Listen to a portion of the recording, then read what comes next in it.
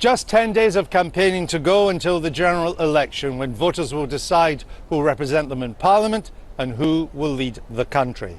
So which of the party leaders has the best plan for the future? Tonight I'm joined by the leader of the Scottish National Party and the First Minister of Scotland, Nicola Sturgeon.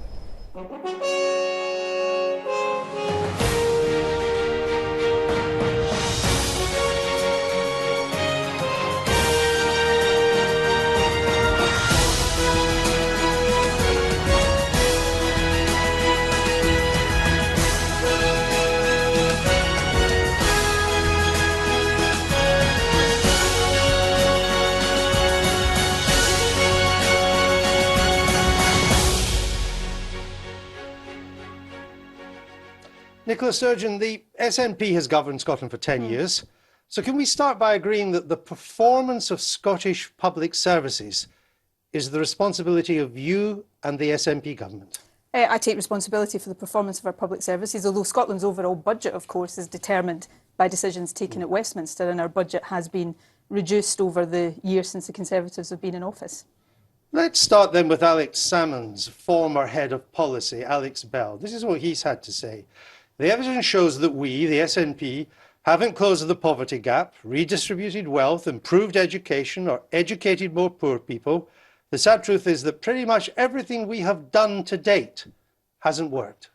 Well, it won't surprise you to hear, Andrew, I don't agree with that assessment. Let me take education, for example, because it's something I have said is my top priority, and it's something I have recognised we've got more work to do on. But it's not true to say that we haven't seen improvements in Scottish education. If you take the attainment gap, for example, and take level 5 qualifications, which are broadly equivalent to the old O grades and standard grades in Scotland, we've seen more young people achieve those, but we've also seen the gap between the richest pupils and the poorest pupils almost half. We've also seen the number of the poorest pupils that leave school with no qualifications half as well. So there's real progress being made, but I make no bones about the fact I want to see us make more progress, which is why we've now got a major programme of reform underway in Scottish education. I'm going to come on to education and the details in a minute, but overall, this former head of policy for Mr. Salmond, he calls it the lost decade. Look, he's a former head of policy. I don't agree with that assessment. Quite a damning criticism. Well, look, from inside your own party.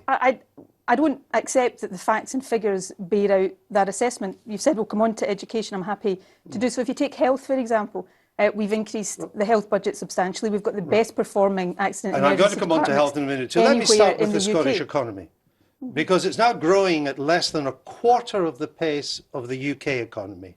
It could be on the brink of recession.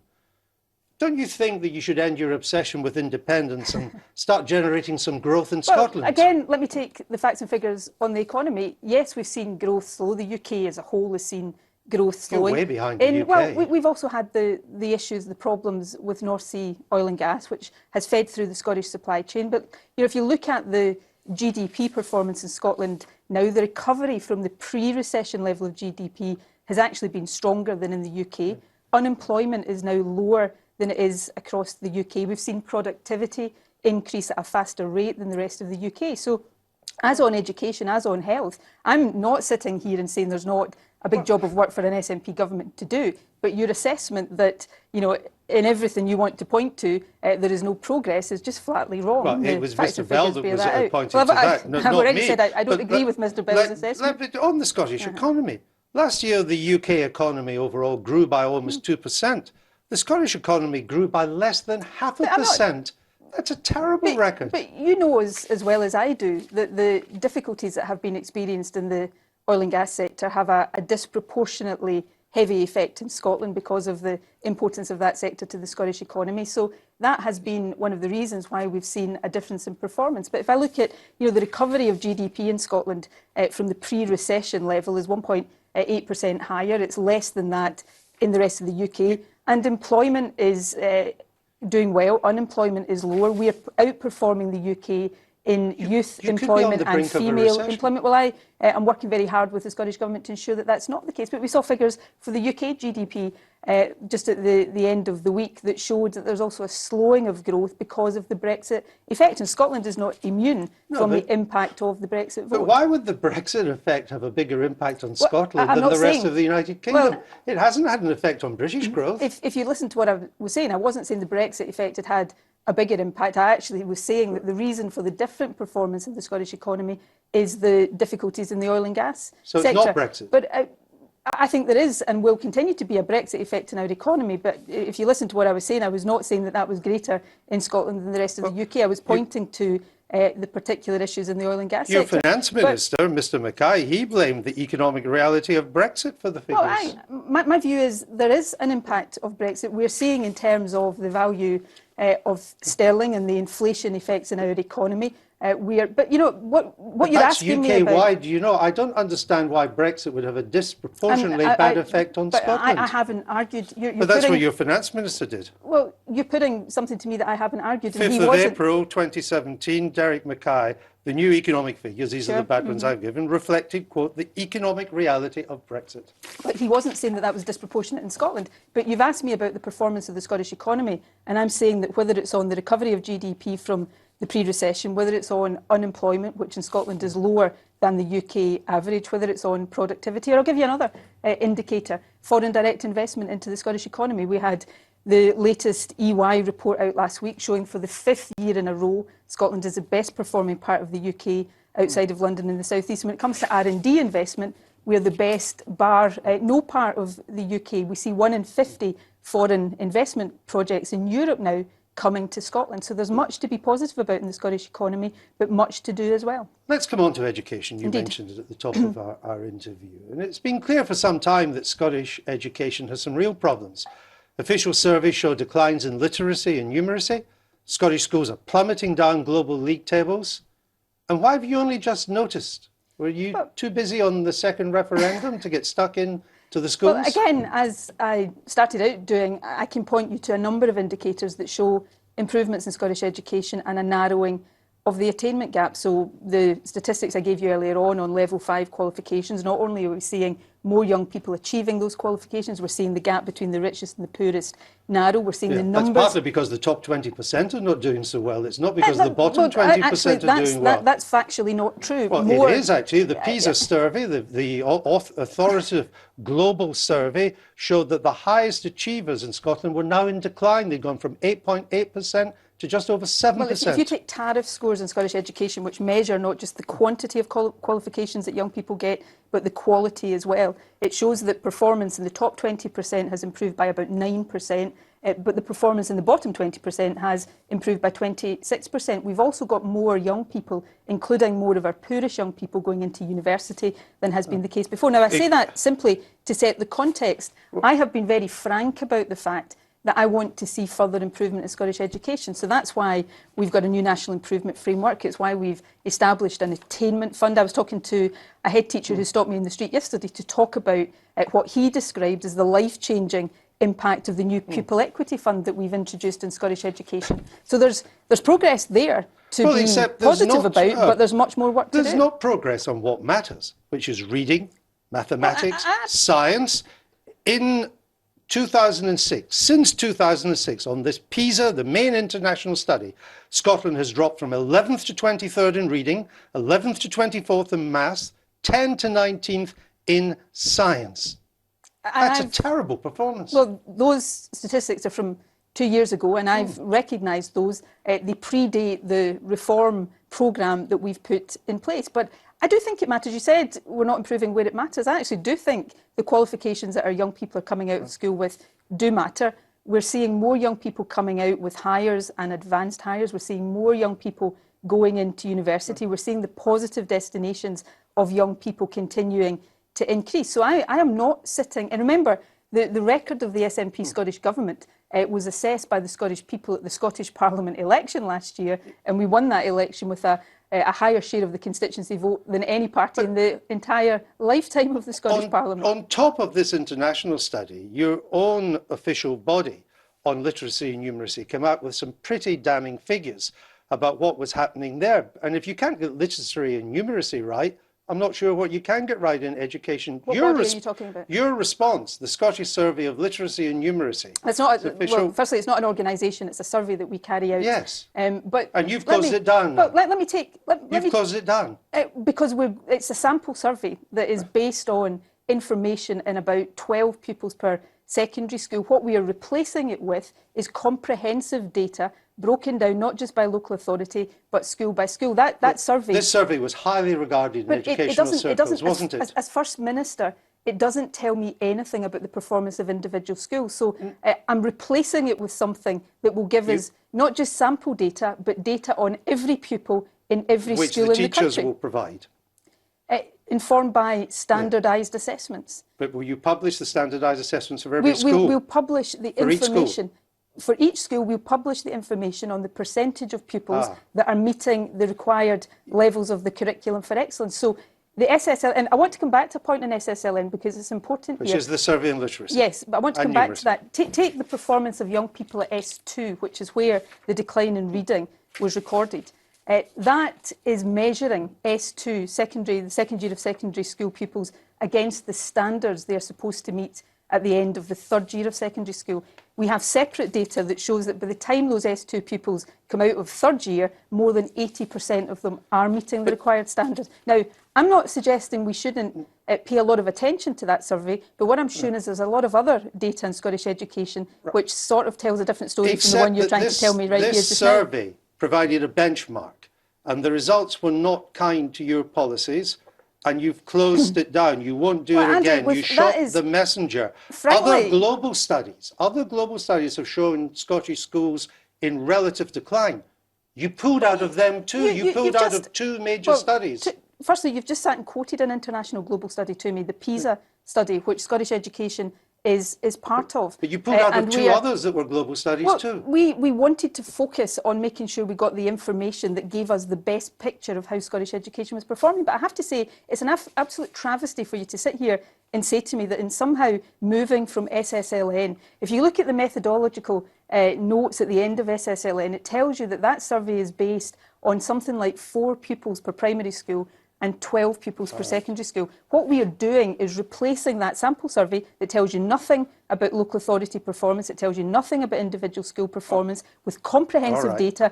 No, you don't want to hear this. No, I do want to hear. All I'm saying is that this was a highly regarded survey that you are now closing down, I am going and the to be results were not good. We are going to be publishing data on every school. I will be much more accountable as a result of the more comprehensive data we're publishing. The government will be more accountable, local authorities will be more accountable, and we will absolutely be able to track the benefits and the performance of schools based on the interventions we're now making. The SNP's great boast is that students don't pay tuition fees in Scotland if you're Scottish. You claim it improves social mobility.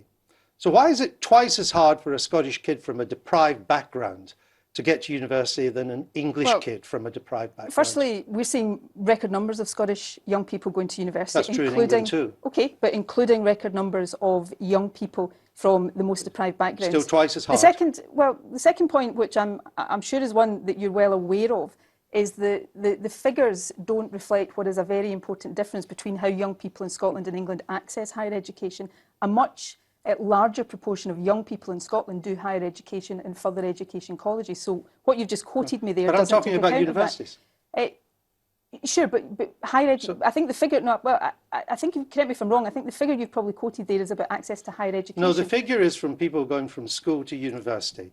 From poorer backgrounds, and it's almost twice as tough in Scotland from a poorer background than from England. The point is, a lot of people do higher education courses in further education colleges, and then go to as well as in well, some of them do, some of them don't. But I'm talking about university. Look, I think it is accepted there is a difference in how these figures are gathered. Not by much. I looked at this because you've said this before. By and large, the figures of when you leave school to go to university are comparable for Scotland and England, and they show that it's twice as tough if you're a poor kid in Scotland. Well, we're seeing increases in the number of young people from the poorest backgrounds going to university, and that's why we've established a Widening Access Commission that is looking at how we make further progress. We're the only part of the UK, I think still to date, that has legislated in terms of fair access to university. We've set targets for equal access by 2030. We're funding protected places at university to make Only it... 1 in 12 at our top universities in Scotland are from poor backgrounds. Again, you keep sort of changing the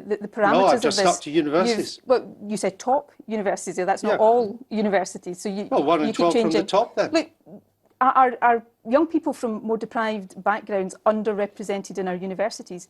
Yes, but we're seeing that improve, and we have in train a programme of work to improve it further. Why did you cut maintenance grants for poorer students?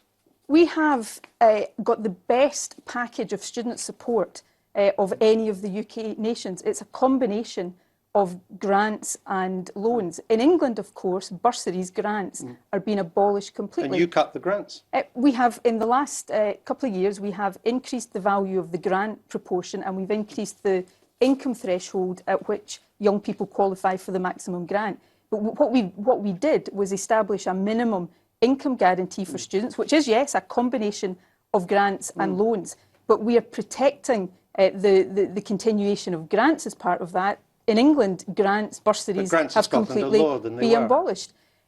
Because we introduced and grants some are loan. what matter to working class kids. They need to be able to support themselves through university. Which is why in Scotland we're not abolishing them like the case in England. Well, you just cut them.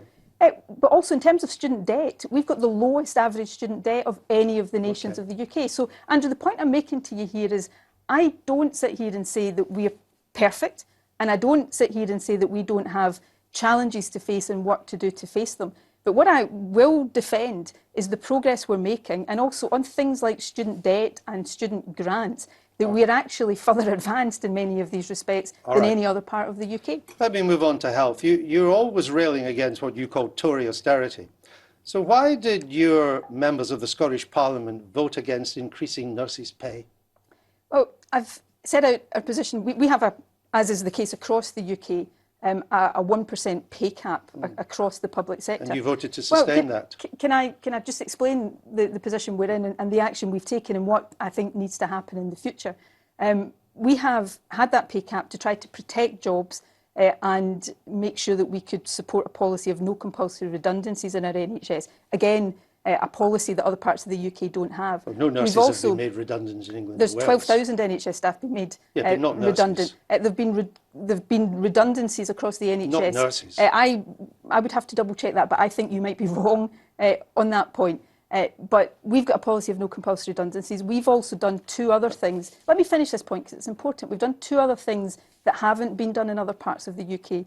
We've given bigger increases to those at the lowest end of the income scale. And we've also protected what's called progression as people move through the pay scales. That hasn't happened in other parts of the UK. So if you're a newly qualified nurse in Scotland, you're actually paid more than you are in any other part of the United Kingdom.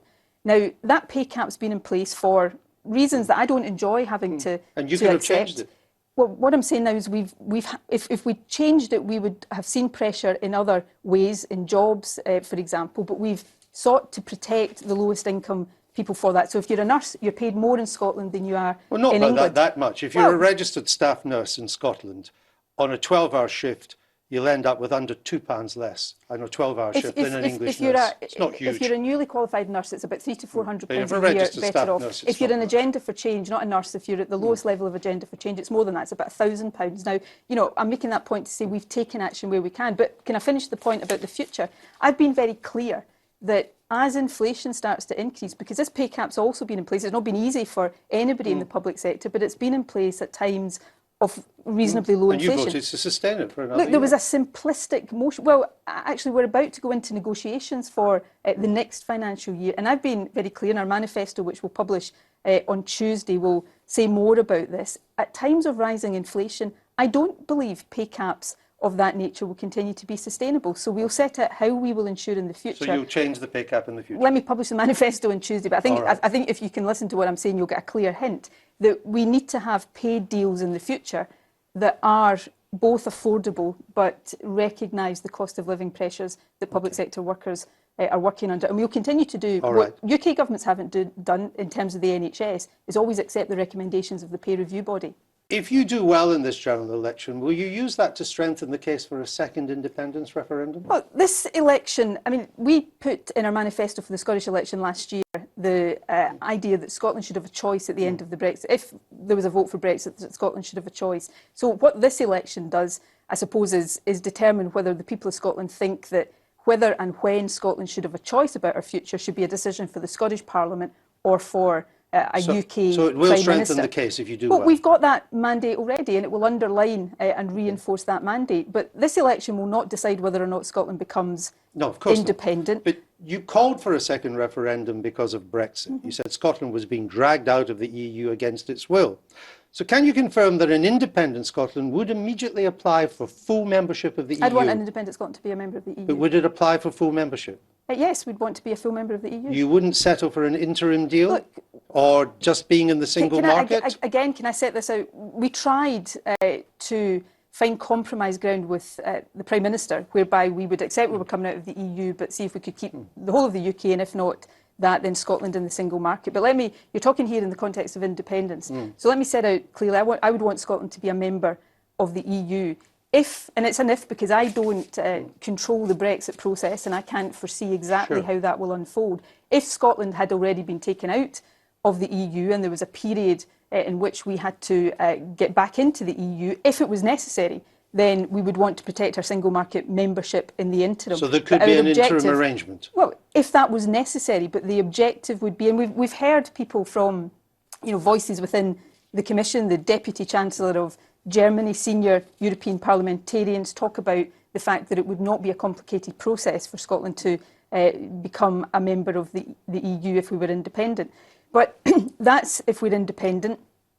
I think in this election, because I want Scotland to have a choice, not now, but at the end of the Brexit process when the options are clear. This election, though, gives Scotland another opportunity. It gives us the opportunity to have our voice heard, generally in the House of Commons, but specifically in terms of the Brexit negotiations, so that we can try to make sure that there's not a deal that is bad for Scotland. The Prime Minister says that there won't be a second referendum on your timetable. If she wins and sticks to that, what will you do? Well, look, let's give the people of Scotland the chance to have their say in this election on June the 8th.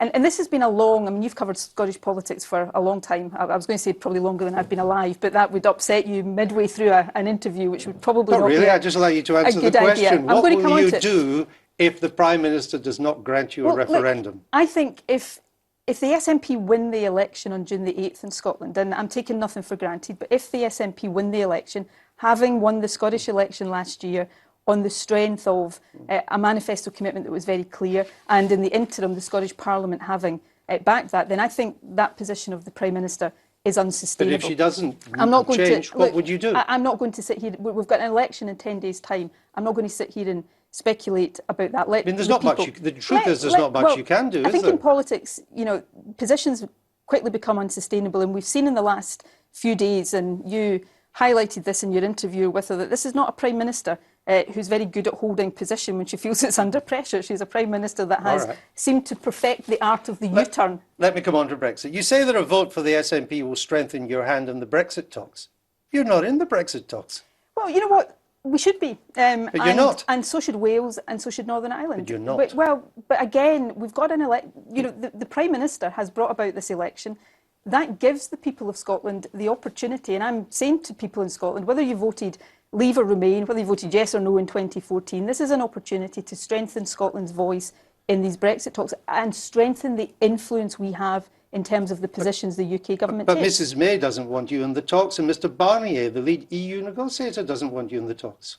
I think in terms of the Prime Minister's position, Ruth Davidson said, the Scottish Tory leader said not that long ago that she thought Scotland and the Scottish Government and me as First Minister should be involved in deciding and shaping the UK position. So if the SNP wins this election, it strengthens our hand. Because the danger Scotland faces right now, the danger, in my view, that the whole UK faces, is not just Brexit, but it is the extreme Brexit that is being pursued by the Tories that threaten tens of thousands of jobs in Scotland. So on this, as on so many other things, if you want Scotland's voice to be heard, if you want Scotland's interest to be to the fore, rather than just Tory MPs who rubber stamp whatever Theresa May wants, the only way to secure that is to vote SNP. You complain that powers being sent back to London from Brussels might not be passed on to Edinburgh. But under your plan, any return of powers to Edinburgh, you'll then send back to Brussels. It's a nonsensical grievance. Look, these are issues that people of Scotland would scrutinise and debate if we are in another independence referendum.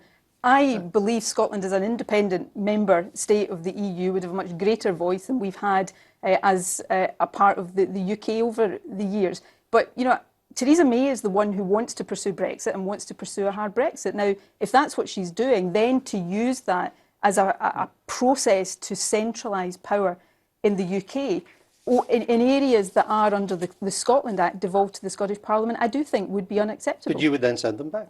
Well, we would, if we were in the EU, we would continue to cooperate on these things as an independent member state. The membership of the EU. But we would be representing Scottish interests as the member state. But let's be in no doubt here, what we have is a Prime Minister that seems to want to centralise powers, not just from Scotland, but from Wales and Northern Ireland as well. And I think it would be unacceptable to use Brexit to do that. You would rather see Jeremy Corbyn than Theresa May as Prime Minister? I don't want a Tory Prime Minister. I don't want to see a Tory government. So you'd rather see Mr Corbyn? Look, I don't particularly like looking at the state of UK politics just now and forming the conclusions I do. I don't think Jeremy Corbyn is credible as an alternative Prime Minister.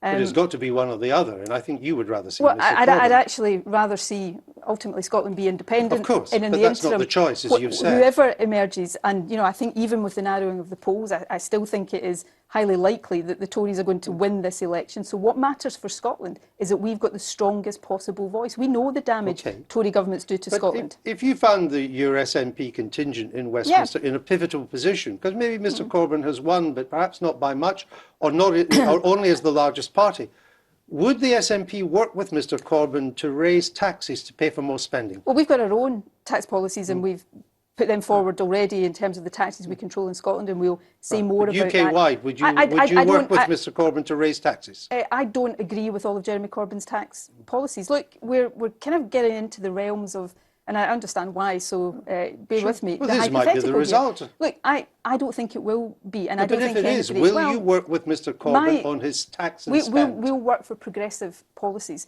and we'll work for the policies we put forward in our manifesto. If there was to be a hung parliament, of course we would look to be part of a progressive alliance that pursued progressive policies. But let's get back to the reality of this election. The reality of this election, even with a narrowing of the polls, is that we're going to face a Tory government perhaps with a bigger majority. So my priority in this election is to say to people in Scotland, if you want Scotland's interests to be protected and our voice heard, then you've got to vote SNP to make sure that's the case. Voting Tory delivers Tory MPs who rubber stamp Theresa May, and voting Labour in Scotland risks letting the Tories in. Just one final thing on Mr Corbyn. He wants to raise corporation tax by 1/3. Would you broadly agree with that? No. I don't agree right now with the proposition that we should reduce the headline rate of corporation tax, but I don't agree with that either. What I would like to see, and again my manifesto will say more about this on Tuesday, I think we should be targeting support for businesses. Given the productivity challenge we've got, I think we should be targeting support to encourage businesses to invest in plant and machinery, and also to take on workers. Final 30 seconds. I just want to ask you this. Mr Salmond says the Labour manifesto is actually an imitation of the SNP programme. In some respects it is. Government. Are you proud of that? Well, I think it shows Scotland's leading the way in progressive policies. Free tuition, Scotland is the first scrapping NHS. Corbynista government. Scotland is leading the way in progressive policies across the UK. And to answer your question directly, yes, I'm very proud of that. So you're proud of being a forerunner for Mr Corbyn? Imitation is the sincerest form of flattery, as you know. It is indeed. Nicola Sturgeon, thank you for being with us tonight on this interview. Thank you. Thank you.